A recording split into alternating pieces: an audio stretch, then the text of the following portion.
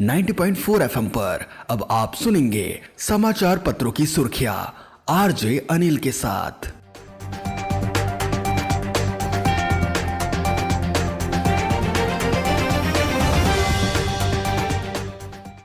नमस्कार, आप सुन रहे हैं किसान रेडियो बस्ती अखबार पत्र की ताजा सुर्खियों के साथ मैं अनिल चतुर्वेदी। प्रमुख समाचार। न्यूनतम मजदूरी से कम नहीं हो सकती गृहिणी की आय। भाजपा व सहयोगी दलों के 11 विधायकों का कार्यकाल हो रहा खत्म। 13 रिक्त हो रही सीटों के लिए चुनाव 21 मार्च को। आयुक्त ने अधिकारियों को दिया निर्देश, नेपाल के अधिकारियों से समन्वय स्थापित करें डीएम एसपी सिद्धार्थनगर। चिकित्सक के पुत्र के निधन पर शोक। संत शिरोमणि रविदास की मनाई गई जयंती। सांसद ने 8 परियोजनाओं का किया लोकार्पण। पट्टी बांधकर भारतीय किसान यूनियन ने की पंचायत और 742 छात्राओं को मिला स्मार्टफोन और टैबलेट। समाचार पत्रों की सुर्खियां अब विस्तार से।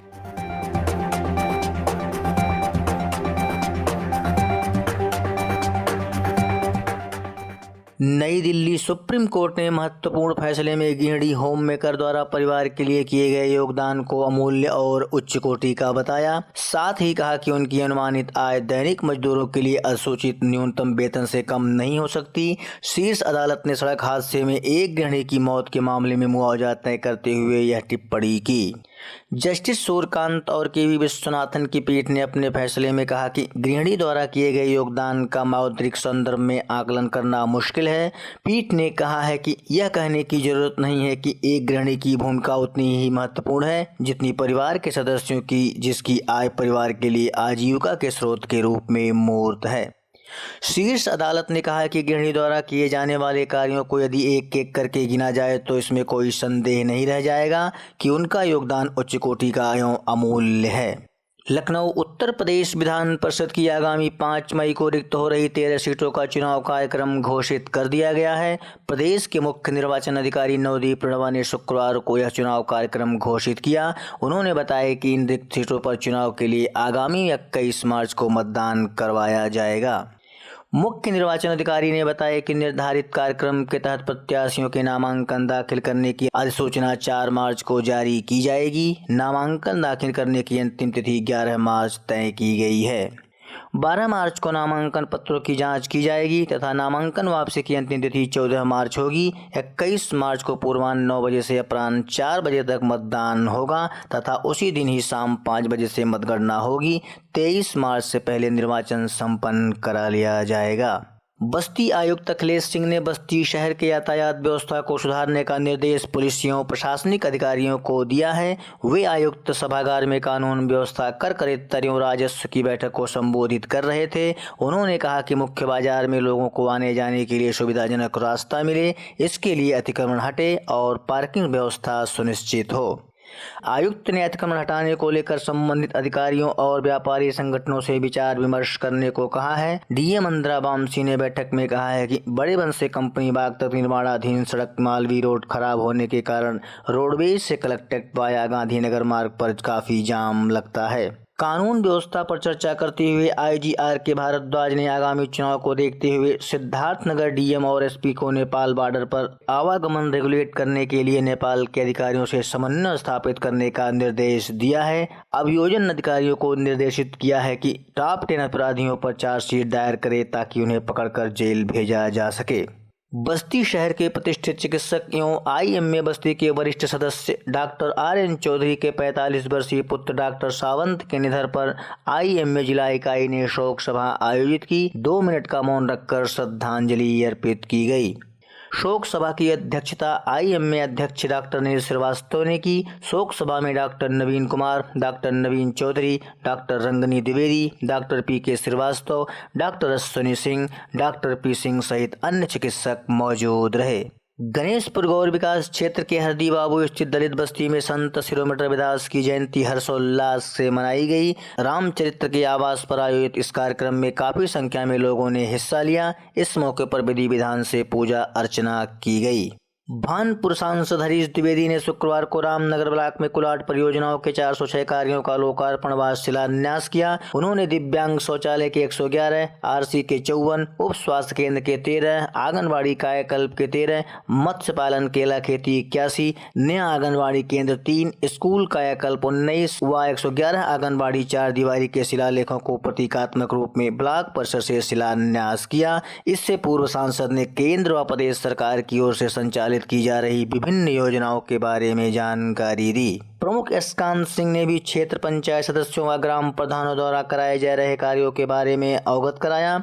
इस दौरान बीडीओ रामनगर बरसाबंग, सांसद प्रतिनिधि राकेश शर्मा, प्रधान संघ के अध्यक्ष मंटू दुबे, अनूप शुक्ला, भाजपा पदाधिकारी श्यामनाथ चौधरी सहित अन्य मौजूद रहे। सल्टौआ भारतीय किसान यूनियन के कार्यकर्ताओं ने शुक्रवार को सल्टौआ ब्लॉक के रेंगी चौराहे पर पंचायत की श्यामलाल चौधरी की अध्यक्षता में किसानों ने समस्याओं को लेकर काली पट्टी बांधी और चर्चा की। मंडल अध्यक्ष मार्तेंद्र प्रताप सिंह ने बताया कि 11 दिन से किसानों की फसलों का एमएसपी गारंटी कानून लागू करने का तथा किसानों के तमाम समस्याओं को लेकर हरियाणा, पंजाब, उत्तर प्रदेश सहित दिल्ली के हजारों किसान धरने पर बैठे हैं। उसी के समर्थन में 26 फरवरी को अपने निकटतम हाईवे राज्य मार्गों पर किसान अपने ट्रैक्टर चलाएंगे। 14 मार्च को दिल्ली में संयुक्त किसान मोर्चा की तरफ से राष्ट्रीय महापंचायत होगी। नगर बाजार श्री राम सहाय सिंह कन्या पीजी कॉलेज महरीपुर के 742 छात्राओं में शुक्रवार को स्मार्टफोन और टैबलेट का वितरण किया गया। मुख्य अतिथि भाजपा नेता जगदीश शुक्ल ने कहा कि यह संचार क्रांति का युग है। कोरोना काल के बाद अब शिक्षा भी इंटरनेट से जुड़ गई है और छात्र घर बैठे ऑनलाइन पढ़ाई कर रहे हैं। स्मार्टफोन और टैबलेट उनके लिए उपयोगी साबित होगा। भाजपा सरकार शिक्षा के क्षेत्र में अनेक प्रयोग कर रही है। बीए, बीएससी, बीकॉम, बीएड की 742 छात्राओं को जब स्मार्टफोन और टैबलेट मिला तो उनके चेहरे छलक पड़े। समाचार पत्रों की सुर्खियां आगे जारी रहेंगी। बने रहिए हमारे साथ किसान रेडियो।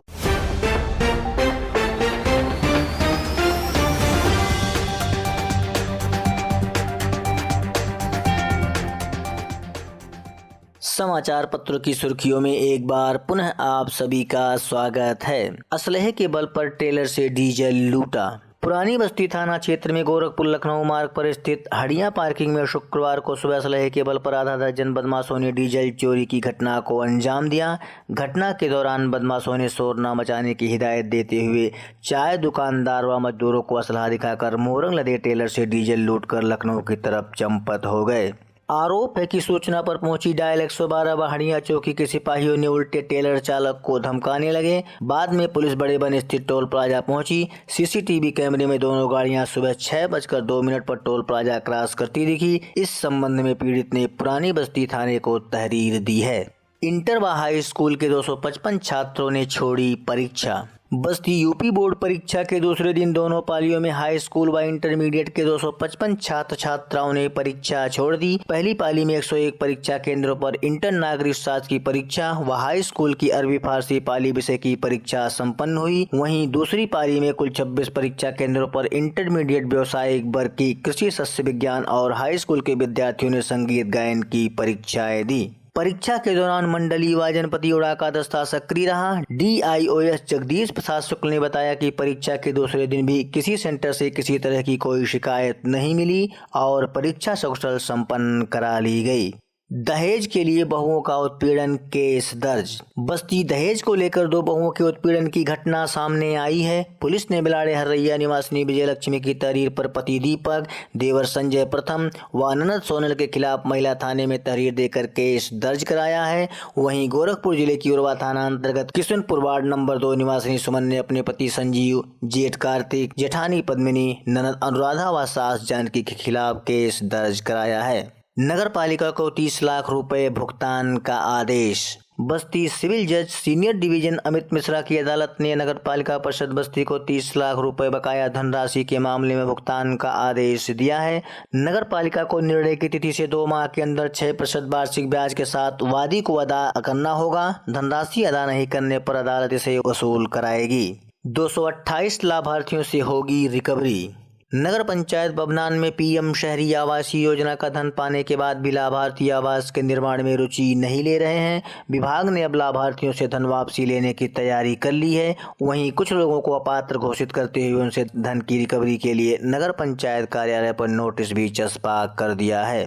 पीएम श्री स्कूलों के लिए होगा खेल कूद किट का प्रबंध। बस्ती जिले में संचालित हो रहे परिषदीय स्कूलों के पहले चरण में 14 विद्यालयों का पीएम श्री योजना के तहत चयन हुआ है। स्कूलों में पंजीकृत बच्चों के शैक्षिक विकास के साथ साथ खेल कूद में दिलचस्पी बढ़ाने के लिए खेल कूद किट खरीदारी होगी। किट खरीदने के लिए 50,000 रुपये प्रति स्कूल के हिसाब से व्यवस्था बनाई गई है। लाभार्थियों से संपर्क करेंगे भाजपा कार्यकर्ता। भाजपा गणेशपुर मंडल में लाभार्थी अभियान के तहत कार्यशाला हुई। मुख्य अतिथि पूर्व विधायक दयाराम चौधरी, जिला महामंत्री रामचरण चौधरी, विशिष्ट अतिथि गणेशपुर मंडल प्रभारी ओम प्रकाश ठाकुर मौजूद रहे। बिना लाइसेंस हो रहा आराम मशीनों का संचालन। सल्टौआ, सोनहा और वाटरगंज क्षेत्र में अवैध तरीके से आराम मशीनों के संचालन का मामला सामने आया है। बिना लाइसेंस के यहाँ अवैध तरीके से लकड़ियों की कटाई हो रही है। आरोप है कि अवैध आराम मशीनों के संचालक विभागीय मिलीभगत से हरे पेड़ों को काट ले रहे हैं। समाचार पत्रों की सुर्खियां अब समाप्त हुई। नमस्कार।